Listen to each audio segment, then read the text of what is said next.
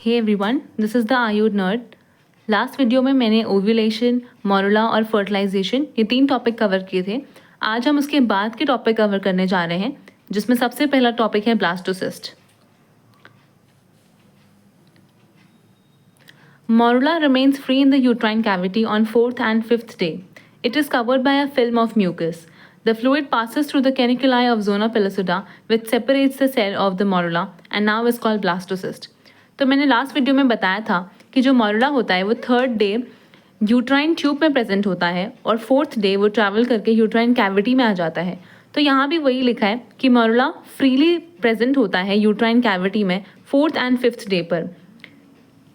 फिर fluid canaliculi of zona pellucida को cross कर जाती है और मोरुला जो कि हमारा 16 सेल होता है उसकी हर एक सेल को सेपरेट कर देती है। हर एक सेल सेपरेट होने के बाद ब्लास्टोसिस्ट कहलाता है। Due to enlargement of the blastocyst, zona pellucida gets stretched, thinned and gradually disappears. So जैसे ही हमारा ब्लास्टोसिस्ट साइज में बड़ा होता है, जोना पेलुसिडा की लेयर बहुत ज़्यादा स्ट्रेच हो जाती है और इतनी पतली हो जाती है कि वो धीरे धीरे डिसअपेयर हो जाती है। Lysis of the zona pellucida and escape of embryo is called as zona hatching. तो एक टर्म होता है जिसको हम बोलते हैं zona hatching. Basically zona hatching में जो जोना पेलुसिडा की लेयर होती है उसका लाइसिस हो जाता है, जैसे ऊपर हमने पढ़ा, और अंदर का जो एम्ब्रियो होता है वो एस्केप कर जाता है। इसी को जोना हैचिंग बोलते हैं। Zona hatching leads to interaction between trophectoderm and endometrial cell and implantation occur. Zona hatching होने की वजह से जोना पेलुसिडा की लेयर का लाइसिस हो जाता है और ट्रोफेक्टोडर्म जो कि हमारा ब्लास्टोसिस्ट का आउटर सेल मास है और एंडोमेट्रियल सेल जो कि हमारे एंडोमेट्रियम के सेल्स होते हैं उनके बीच में इंटरेक्शन होता है and then implantation occurs. Cells on the outer side of morula becomes trophectoderm and outer cell mass, and inner side cells become inner cell mass. Morula या फिर ब्लास्टोसिस्ट के बाहर के जो सेल्स होते हैं उसको हम ट्रोफेक्टोडर्म बोलते हैं या उसे आउटर सेल मास कहा जाता है, और जो उसके अंदर के सेल्स होते हैं उनको हम इनर सेल मास कहते हैं या फिर एम्ब्रियोब्लास्ट कहते हैं। Trophectoderm differentiates into chorion, inner cell mass differentiates into embryo. Trophectoderm differentiate होने के बाद कोरियन बन जाता है और इनर सेल मास जो कि हमारा एम्ब्रियोब्लास्ट होता है वो एम्ब्रियो में डिफरेंशिएट हो जाता है। Completely undifferentiated cells are called embryonic stem cells, जिनको हम ES सेल्स भी बोलते हैं। ES cells are able to produce mature somatic cells of any germ layer. तो हमें पता है कि हमारी 3 टाइप की जर्म लेयर्स होती हैं, एक्टोडर्म, मेसोडर्म एंड एंडोडर्म। हमारा जो ES सेल्स होते हैं वो सेल्स होते हैं जो कि डिफरेंशिएट नहीं हो पाते, उन्हें हम अनडिफरेंशिएटेड सेल्स कह सकते हैं। अनडिफरेंशिएटेड सेल्स ही हमारे एम्ब्रॉयनिक स्टेम सेल्स होते हैं, जो ऐसे सेल्स को प्रोड्यूस करते हैं जिन्हें हम सोमैटिक सेल्स कहते हैं।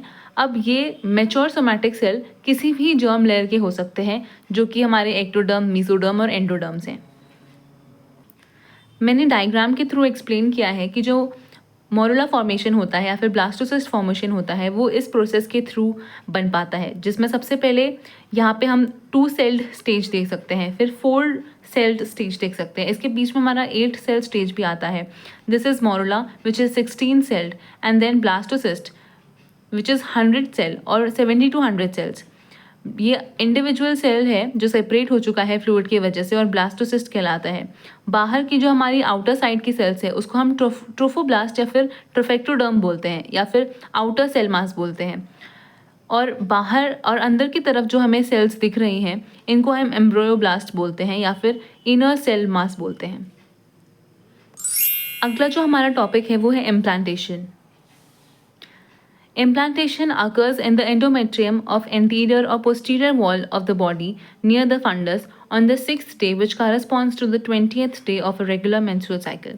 तो मैंने पीछे भी बताया है कि इम्प्लांटेशन हमारा लाइसिस ऑफ जोना पेलुसिडा होने के बाद ही हो सकता है, जब ट्रोफेक्टोडर्म और एंडोमेट्रियल सेल आपस में कम्युनिकेट करती हैं तब हमारा इम्प्लांटेशन होता है। और इम्प्लांटेशन जो नॉर्मल फिजियोलॉजी होती है उसमें हमेशा फंडस के पास ही होना चाहिए। अगर वो फंडस के पास नहीं होता है तो हमें एबनॉर्मलिटी है ऐसा समझना चाहिए, जिसमें सबसे कॉमन है प्लेसेंटा प्रीविया। आगे है प्लेसेंटेशन अकर्स इन 4 स्टेजेस। तो यहाँ पे 4 स्टेज बताई गई हैं इम्प्लांटेशन की, जिसमें सबसे पहले आता है apposition, then adhesion, then penetration and then invasion.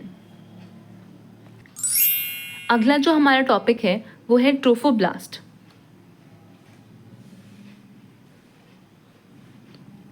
Just before implantation, trophectoderm differentiates into inner mononucleated cellular layer, which is called as cytotrophoblast or Langerhans layer, and outer multinucleated cinctium, which is called as cinctiotrophoblast. जो हमारा trophoblast था, which was the outer cell mass of blastocyst, जिसको हम ट्रोफेक्टोडर्म भी बोलते हैं, implantation से थोड़ा ही पहले इसका भी डिवीजन होता है और ये 2 अलग अलग लेयर्स में डिवाइड होती हैं। इनर मोनोन्यूक्लिएटेड सेलुलर लेयर, जिसको हम साइटोट्रोफोब्लास्ट बोलते हैं, और जो बाहर की तरफ मल्टीन्यूक्लिएटेड सिंक्टियम होता है उसको हम सिंक साइटोट्रोफोब्लास्ट कहते हैं। Placenta and the fetal membrane are developed from trophoblast. तो यहाँ से 2 चीज़ें डेवलप होती हैं, which is the placenta and the fetal membranes, जो कि एमनियन और कोरियन है।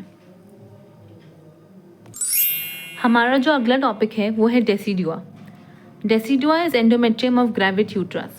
It is named so because it sheds during delivery.